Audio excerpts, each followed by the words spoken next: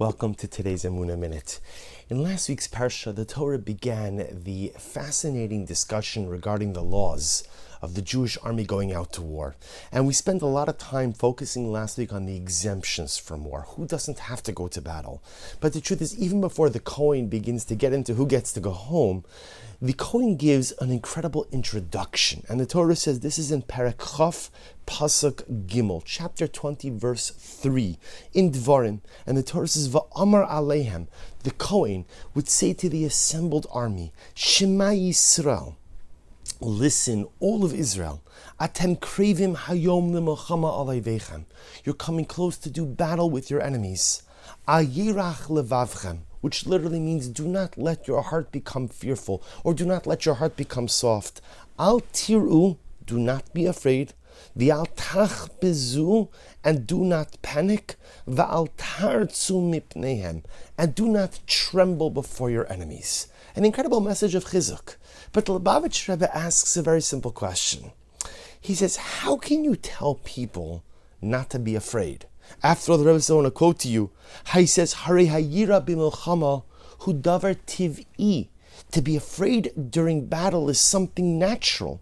Ve'ech shayich al zeh tzivui shel al tiru. So the Rebbe asks an incredible question. How can you command? Remember, when the Kohen says, Al tiru, do not be afraid, the Rebbe understands that to be a statement, almost not just a declaration, but a command. Do not be afraid.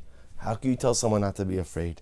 Isn't it the most natural thing in the world to be fearful in the face of an approaching enemy? Al tiru, do not be afraid. But the Rebbe says something absolutely amazing. That what the Kohen was trying to teach the soldiers on the battlefront was that sometimes you have to allow your intellect to take control over your emotions. Meaning, fear is an emotion. But intellectually, I know that HaKadosh Baruch Hu is with me. Intellectually, I know that the Ribono Shel Olam has my back. Intellectually, I know that I don't go out to battle alone. I go out with the Ribono Shel Olam, the master of the universe by my side. Says the Rebbe, when the Kohen says, Al tiru, do not be afraid, the Kohen was telling the soldiers, you must master the art of allowing your intellect to rein in your emotions. An incredible yesod and a very powerful idea.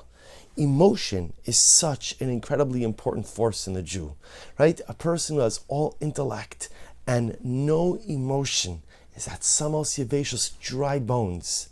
But being all emotion and no intellect could allow a person to ultimately be a runaway train.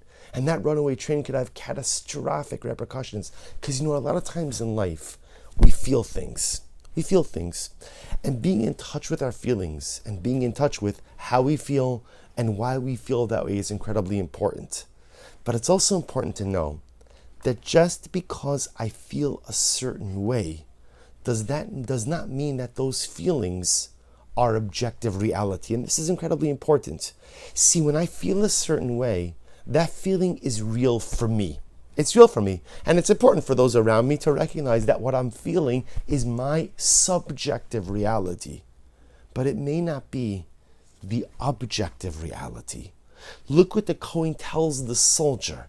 The Kohen says, don't be afraid. But I'm afraid. The soldier says, I'm afraid. The Kohen says, you're right. You're afraid. That's your subjective reality. I'm telling you what the objective reality is. The objective reality is that HaKadosh Baruch Hu is by your side.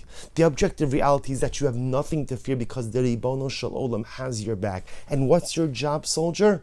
Your job is to rein in your emotions and make those emotions, make those feelings subservient to your intellect.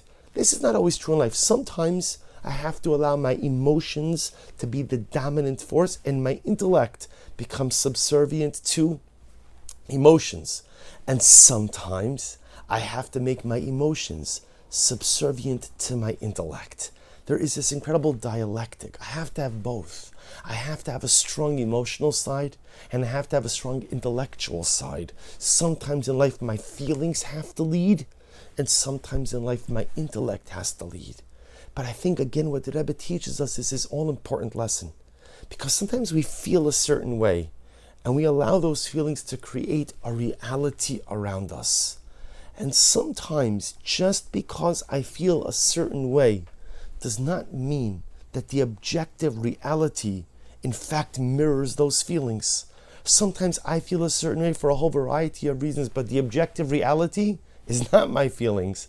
And a person has to be in touch enough with themselves to know, when am I feeling a certain way? When do my feelings reflect the reality?